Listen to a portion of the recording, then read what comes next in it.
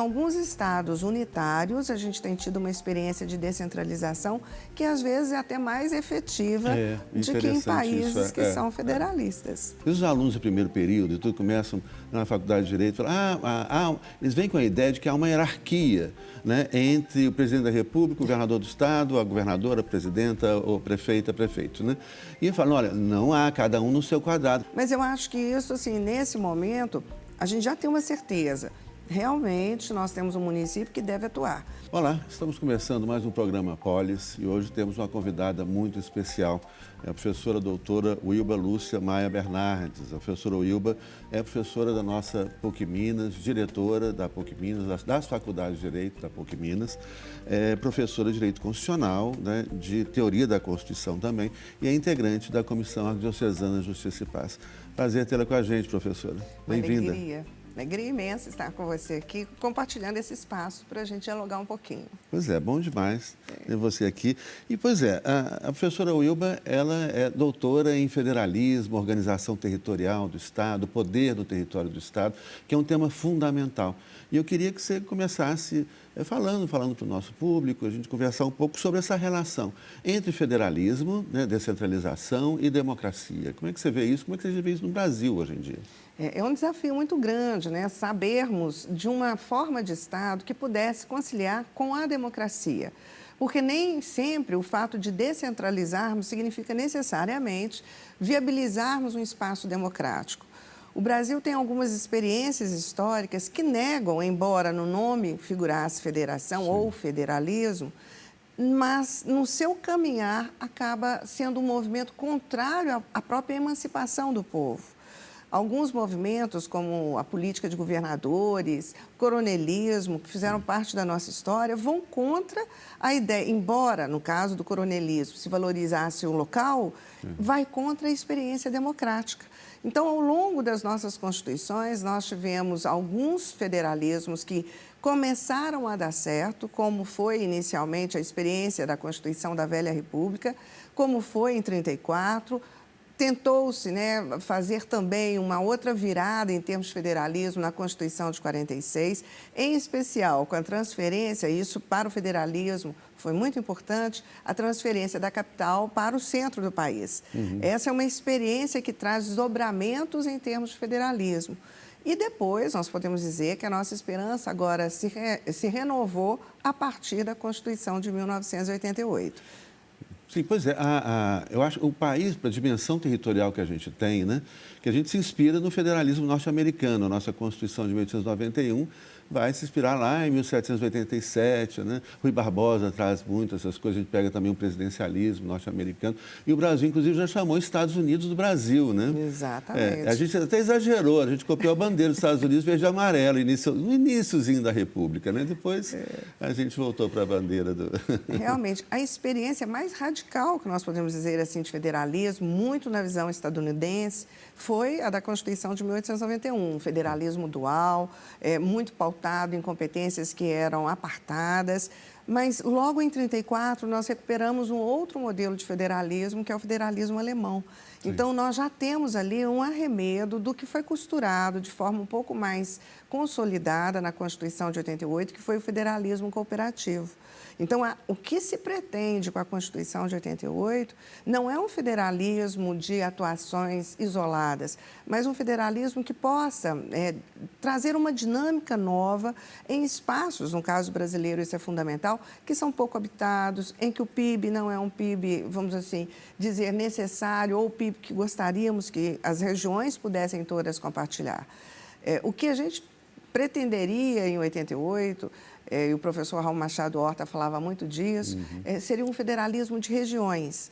E a gente tem um artigo na Constituição que é muito interessante, pouco estudado, que é o artigo 43, que traz ali uma possibilidade de uma atuação de federalismo, não só em bases simétricas, mas especialmente em bases assimétricas, para cumprirmos os objetivos da República Federativa do Brasil. Então, para erradicar a pobreza e evitar, né, desigualdades sociais e regionais, o federalismo seria um grande caminho, né, num país com as dimensões territoriais brasileiras, com o contingente populacional nosso. Então, dificilmente nós teríamos a possibilidade de uma democracia efetiva se não tivéssemos a possibilidade dessa descentralização de poderes, que é uma característica assim, bem singular do modelo também federalista. Embora em alguns estados unitários a gente tem tido uma experiência de descentralização que às vezes é até mais efetiva de que em países que são federalistas.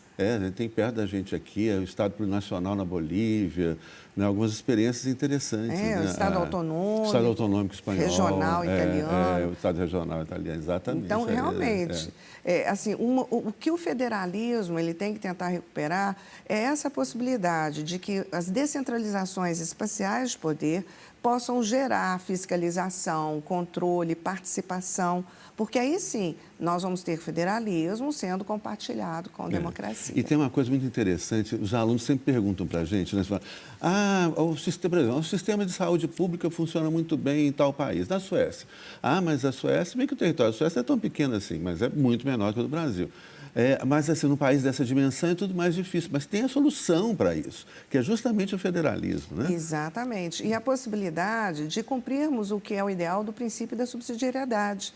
Então, assim, se nós temos, né, aí estamos aí discutindo a Rerum Novarum, que é um dos berços da visão da subsidiariedade, se nós estamos discutindo a possibilidade de dinamizar espaços pequenos de poder, necessariamente nós vamos ter uma população mais ativa, sim, isso é fundamental, mais participativa. Eu brinco também com os meus alunos, eu digo assim, é impressionante. Às vezes a gente se mobiliza por uma eleição nacional, federal, mas a gente não consegue se mobilizar por uma eleição que às vezes é local. Muitos não conhecem, né? Eu falo assim, vocês conhecem a lei orgânica do mundo? Ninguém nunca ouviu falar, mas pelo menos da Constituição Federal alguma coisa já se ouviu falar. Eu acho que a gente tem mesmo aquele movimento pendular, né, que em alguns momentos nós centralizamos muito. Sim. Historicamente, isso nos trouxe consequências muito nefastas para o nosso federalismo e em outros momentos nós descentralizamos.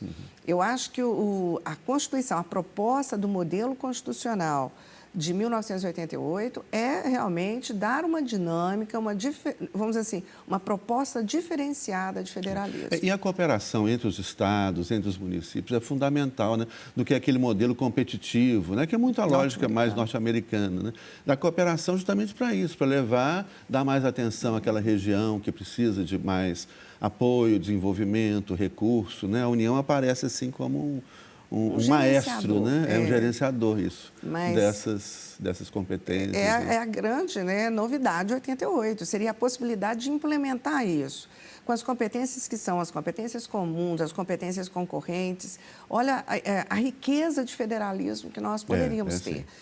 Mas aí alguns dizem assim, mas ali há um recorte, que é um recorte um pouco complexo, porque tem União, tem Estado, tem município. Eu falei assim, mas é isso é a vida, né? A vida é complexa e nós temos que retirar um pouquinho aquele mito de que é o que está, vamos dizer, prescrito que vai dar certo. As dinâmicas, né, que são os arranjos que podem ocorrer, em especial em experiências de federalismo cooperativo, é que vão dar o tom, né, de qual é o modelo efetivo de federalismo que nós vamos implementar. E uma coisa interessante, né, que a gente às vezes pega, os alunos do primeiro período, tudo começam na faculdade de Direito, falam, eles vêm com a ideia de que há uma hierarquia, né, entre o presidente da República, o governador do Estado, a governadora, a presidenta, o prefeito, prefeito, né? E falam, olha, não há, cada um no seu quadrado, cada um com sua competência. E há muito essa ideia de que o município está subordinado ao Estado, etc. Não, né? Tem suas competências próprias, tem autonomia, tem Constituição, né? A lei orgânica do município. Né? Eu falo assim, olha, o artigo 18 da nossa Constituição deixa, vamos dizer assim, é estampada a superação dessa questão no que se refere à autonomia. Então, todos são autônomos. O município não tem uma parcela de autonomia. Ele tem autonomia como qualquer outro ente federativo. E aí é o desafio da figura do município, que a gente recupera isso, né, já desde a nossa colonização. Então, nós estamos falando de pequenas vilas que depois vão trazendo realmente os costumes, né? Isso se mistura com a tradição do povo do local. Então, é muito importante que o município possa, efetivamente, atuar com autonomia, assim como os estados, assim como a União. Né? A ideia da União como o grande, vamos dizer assim, o grande definidor das atuações, ela está superada há muito tempo. Né? Sim. Os entes federativos todos atuam em comum e em conjunto. Então, é necessário, né, que a gente revista o nosso federalismo com a capa que lhe é própria, né? Assim, com a roupa que lhe é própria. Município como ente federado, essa discussão, já foi, né? Quando veio a Constituição de 88, essa discussão pegou fogo. Não é. Aí muitos diziam que era só entidade, não era ente federativo. Mas eu acho que isso, assim, nesse momento, a gente já tem uma certeza. Realmente, nós temos um município que deve atuar. Agora, também é fato que, em razão até do modelo que a gente tem, né, de atuação constitucional, da nossa evolução constitucional, que muitos municípios não assumem aqui, né? Eu vim para fazer o quê? Eu vim para o quê? Para trazer o quê em termos de vantagem? Ter um município que também não tem entrada de divisas, eu acho que esse é o grande problema, né? É juntar o nosso federalismo, a experiência, vamos dizer assim, de organização político-administrativa com o federalismo fiscal. Então, essa história de que há uma subordinação vem muito da não entrada de divisas e, consequentemente, né, aí nós vamos ter uma dependência do poder central, em especial em razão, né, do imposto, que geralmente é o maior que lhe é dado e que seria a grande fonte de bolsa do Estado brasileiro. Então, o município tem que ter as suas entradas, porque é daí que ele vai fazer valer as competências que lhe foram atribuídas. Pois é, a gente tem um federalismo de 3 níveis, o município é ente federado, mas a gente tem que rever isso, né? As questões das competências também, muito centralizadas na União. Mas, professor Wilba, já está chegando ao final, gente.